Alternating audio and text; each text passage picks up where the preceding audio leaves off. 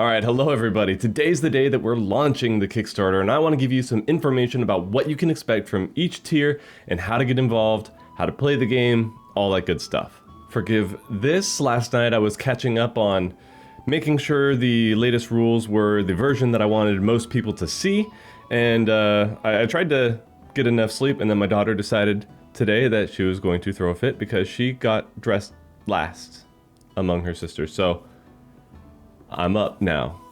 So what's the base thing that you're going to be getting from the Kickstarter? Well, this is available for free right now, what I'm showing you, the Playtest Material. What you'll be getting from the base of the Kickstarter is the finished version of this once it's done. I'm aiming for December of this year. I'm hoping that's enough time. If it's not, I will keep you guys updated. I've been doing pretty consistently, giving monthly updates to these rules and adjusting things and getting feedback and doing all that stuff. So what you can do now, though, if before you buy it, the whole reason I announced the Kickstarter when I did was because most of this was done already, and I wanted to show you guys that I'm not just blowing smoke, that I'm not just gonna let this project die. I've put in over 5 years to this to finally get it to where it's at, and I'm really proud of the product right now, and I think you will be too. So I'm confident that giving you guys these first 8 levels of the 15 that the game has will be enough. And I'm just going to take you through kind of the rules right now that you can look for and kind of what the game is before you decide to purchase it yourself. So this is a tabletop role-playing game, very akin to Dungeons and Dragons or Pathfinder, where it's meant to be played with a GM or a DM Dungeon Master to kind of guide the game through and help you guys roll through things and control the monsters and take you through a scenario and stuff like that. But if you don't want to do things with a GM, I do have a test module that you can play with. I need to figure out how to do that solo and do it like a kind of make your own adventure type deal. But in other cases, you can just go all the way down here.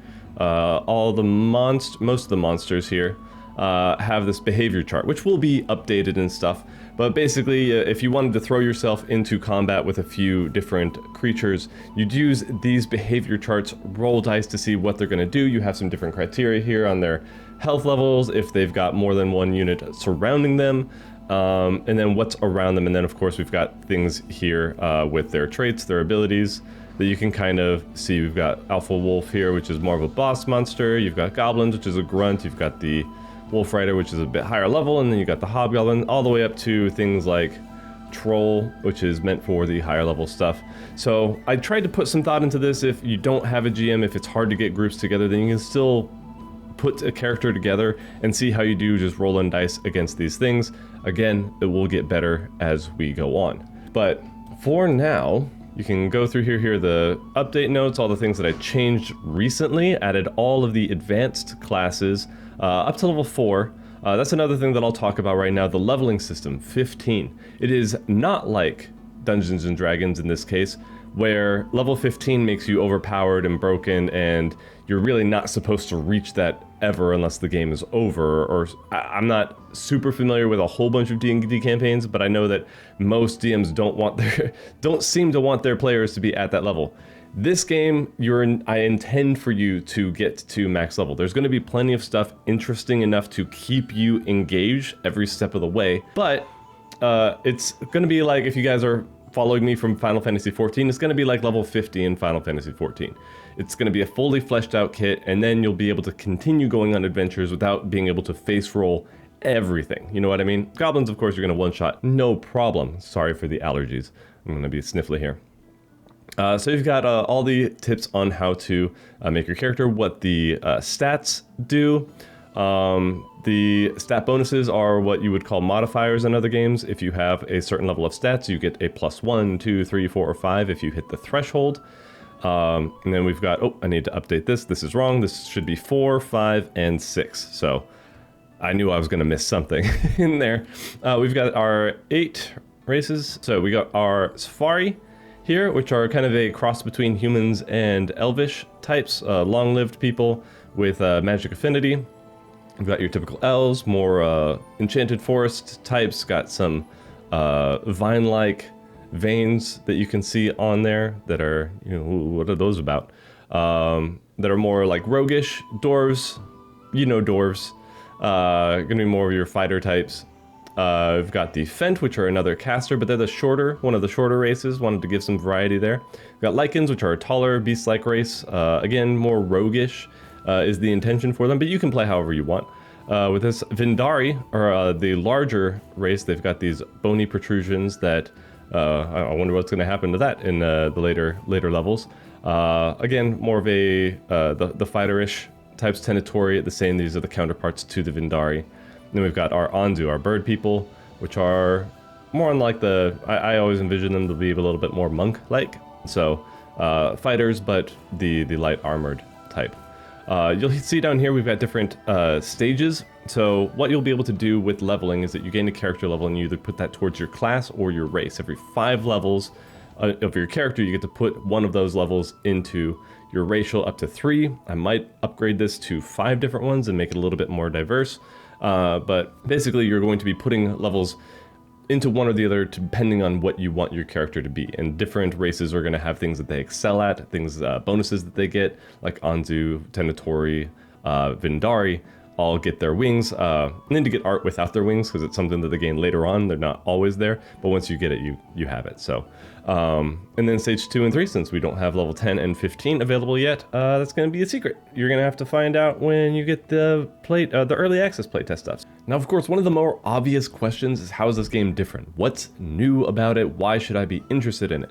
And the best answer that I have is the way that I've made this, or attempted to make this, into as much of an action RPG version of a TTRPG, or vice versa, however that makes sense. I'm not going to do it right now, it's still early.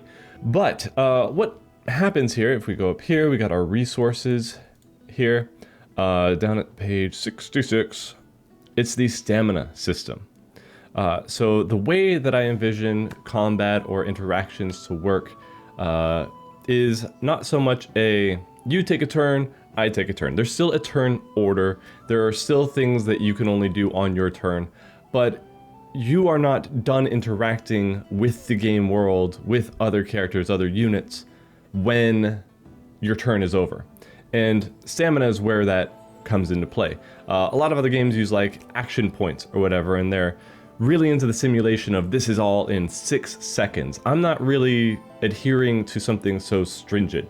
It is very much, is that fun for me? No, it's not. So I want to do a little bit more and decide what I want to do. So stamina is going to be used for your attacks, your reactions, and other types of actions that you're going to be doing, whether it be running, grappling, all that stuff. Let me go to a class here. So we're all the way up here through all these jobs. It was just previously the fighter, rogue, and caster for a long time, and then I was like, I had all these other classes done, but it wasn't very fun to just do the archetype. And people are like, where's the class identity? I'm like, it's coming. Not really a great way to sell the product. So in any case, let's go on knight here. So level 1 knight, which is, you can access at a level 5 character. So you see here, and fighter goes up to level 4. At level 5, you can either take it into knight or put one into your racial class, or your racial, and the racial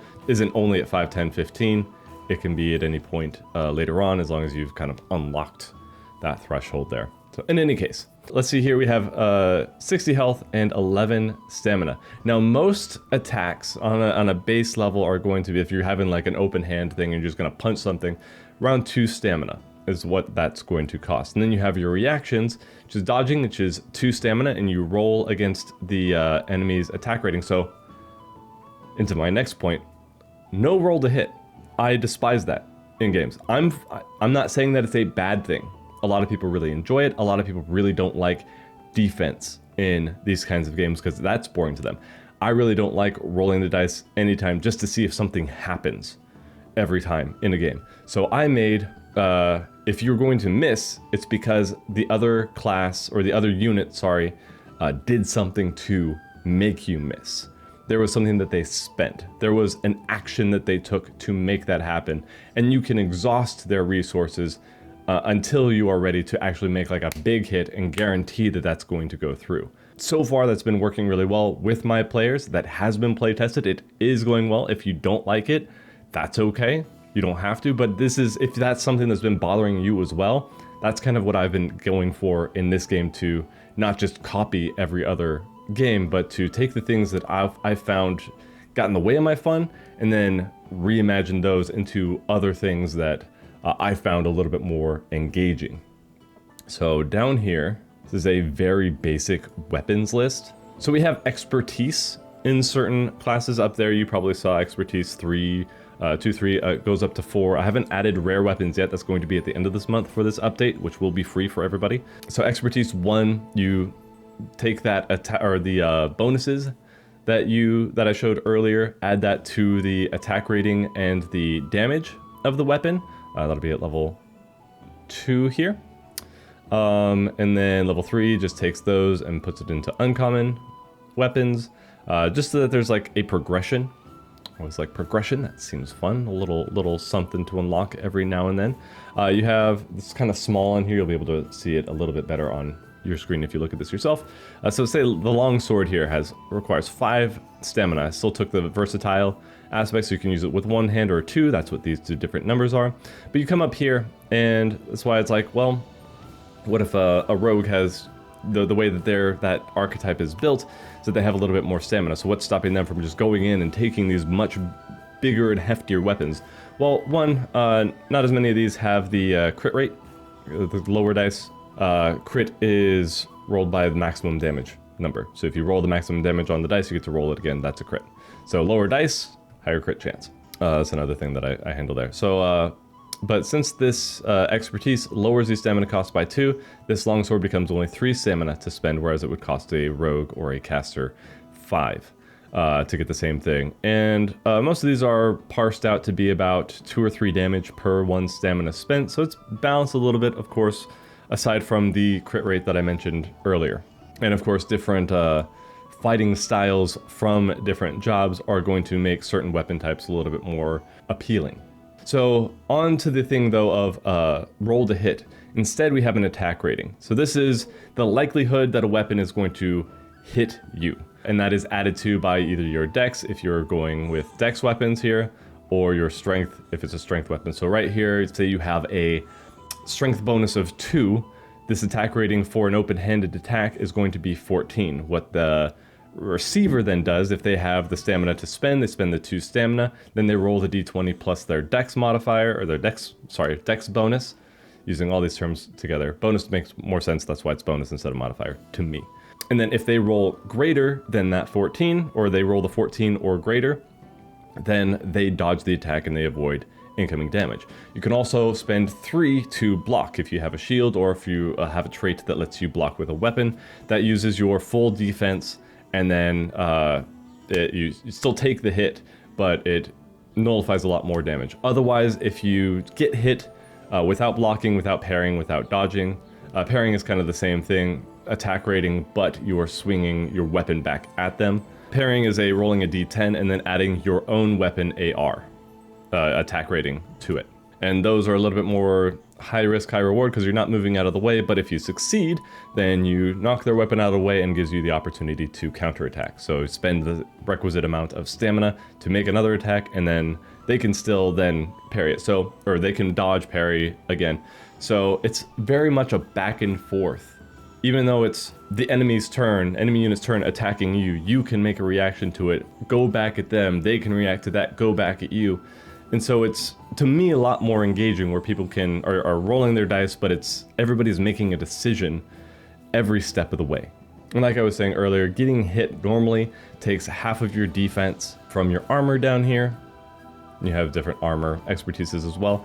Takes half the armor, half your defense will be reduced from the attack coming in, and then that damage dealt extra will be or getting hit will reduce your durability of your armor. So that was kind of my way around big tanky people. That did become a problem. People did warn me about that, but now giving durability means that you have to be a little bit more careful about when you're taking the hits, what you're taking a hit with, how much you're blocking, so on and so forth. But higher density or stronger armor like metal stuff is going to have a higher durability than things that are cloth. But I imagine that people wearing cloth and leather, one, aren't going to be next to enemies to get hit very often anyway, and 2, yeah, I still want tanks to tank. I just want there to be a threat at a certain point if they take too much damage. You know what I mean? Handle your stuff quickly. So you get the base rules at the end of this process for $15. $35, you're going to get the playtest. So you're going to get updates regularly as I do things beyond level 8. Now, playtest people are still going to get updates if the base game is fixed. So anything that needs that I get feedback on that needs to be adjusted, or if I miss something, that's always going to be updated in the Discord or through Kickstarter now. Now that I have a better way to contact all the backers. Next is a physical rulebook. So I just wanted to show this off. This isn't going to be the final design. There's plenty of stuff that needs to be taken care of. Obviously, I'm not done with all the designs and stuff, but I got some like mocked up. So you can see some of these you might recognize some of these images from the trailer if you watch that. But I just wanted to show that I do have options to get this done. I can get them printed, I can get them to you guys. Only issue is that I'm going to be in charge of getting them out to you guys, more than likely. I'm working with other people, but we have to hit a certain threshold for that to work. But anyway, this is the $65 tier, and it gets you, along with everything is retroactive, so you get this, the early access playtest, and the rules when they come out. It'd be weird to get early access and not the base rules when it comes out, but anyway, I thought I'd say that just in case. So obviously this is going to be live. I don't know if I said that it's going to be live by the time I post this. So you guys check this out and peruse at your leisure. But what I just described was the gold tier. Over here at Platinum, you get the PDF of the rulebook, early access. And instead of this, I had people request something more like a binder so that you could adjust or add pages later on, depending on if I do plan on adding updates after the fact once this is all done, little expansions, if you will. So that's these disc binders. Got two different versions here. I was testing out looks and seeing what people thought. We got a blue one with more silver, and then a more like patterned or textured, it's not textured, but it's like a marbly type thing with the gold. And there's no clear consensus on which one people want, so I'm gonna try and take orders as we go to see which ones you guys want. But it's real neat because open it up and you can take it out, and when you are done, all you do is just pop it right back in. It will wear and tear on the pages if you do this too much. I'm going to try and find a good stock and all that stuff, and then just straight up rings. This is the first time I've ever seen these, so I assume it's a few yours as well. But they're very good quality, very cool. Wanted to make sure we got good covers for these, and yeah, haven't figured out the printing or who to print with. I could always do it myself. That would be a pain in the butt. But trying to find people that print in A5 or A4. Tricky. And then finally, for that as well, you get your name credited in the rulebook. This platinum tier here, a little bit higher price because I am doing all of that with a Cricut and heat transfer vinyl. Very labor intensive, and I'm gonna have to ship those personally as well. So just for the effort, I'm putting that in a higher tier because it is tricky to do.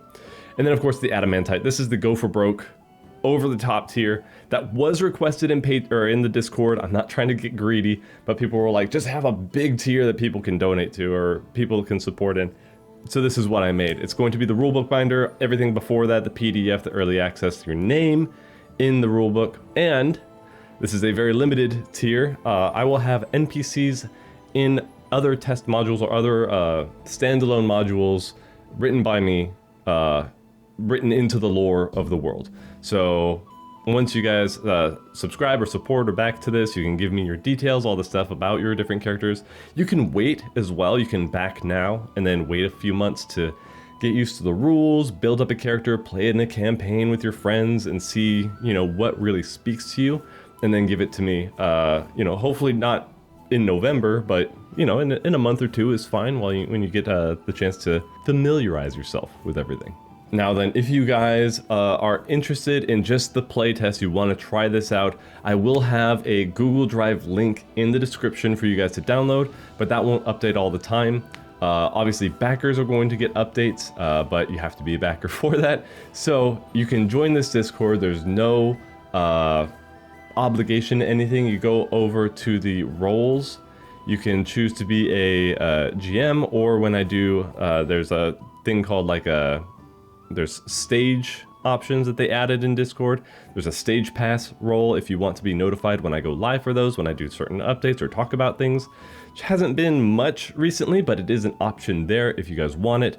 And again, the Game Master role if you want to get access to these GM resources, which are a few maps that I put together with the escort module that takes you from a little checkpoint to the Dwarven Kingdom through a forest or around it, depending on what you want to do. And you just encounter certain creatures depending on choices. And yeah, I had to do it a little more freeform than a usual dungeon, because the dungeon is just inside, but then the forest, people can just go off wherever the heck they want. So, but it's what I needed for the story, so I just kind of bit that bullet there. And then of course, over here in the updates, you can go up to the pinned messages. Of course, got the trailers and stuff here, but the most recent one that will always be here is the Call to Ascension Rulebook Playtest PDF. That's what I was just showing you right here. This is what everybody has access to right now. I'm just going to keep putting it in there as soon as updates are made. Eventually, it's probably going to die down a little bit because everything is going to kind of solidify a little bit more and allow me to focus more on updating the later stuff. Like I said, I've already been working with this Discord for a while, and people to playtest and figure out what's going on with the foundation. So it's pretty good right now. Not perfect, but it's in a much better state than obviously a few months ago. And so, yeah, really happy with the state of things right now. Very confident with it at the moment. And any tweaks that can be made or should be made will be pretty minor as far as clarifying rules and making sure that things make sense, or adding a rule if things are too ambiguous. So, anywho. But I think that does it. So I'd really appreciate your guys' support on this, because the first 24 hours of Kickstarters are huge. And of course, I've been doing my best to, release the trailer to you guys, keep you guys notified on social media, on the YouTube community page. And still I get comments like, I didn't even know a Discord existed or anything like that. I've been constantly, we've got over 200 people in the Discord now, which is great. And I really love that you guys are in there supporting, and it means a lot. But yeah, still people are just like, I had no idea. So I'm trying my best to get the information out. This is my last hurrah. This is day of launch, and then I will let you guys know any major updates later on for when these things are, when it's actually finished, or what you can do if we hit our goal and then we hit a stretch goal. I'll let you guys know about that. But in any case, hope this has been enough for you guys. Any other questions you have in the comments, let me know. Otherwise, really appreciate your support. Even if you're not going to play it, if you have a spare 15 bucks, I know things are hard right now, but I'd really appreciate your support to make this thing a reality. I've put in a lot of effort, and the monetary goal right now of 3,000 has already been spent. I've already put in that much to trademarking and art assets and doing all these things for prototyping. So yeah, I'm invested in this, and I hope you guys will be too. So in any case, thanks so much for watching. Hope you guys have a great rest of your day, night, wherever you are. God bless you all, and I will see you in Call to Ascension.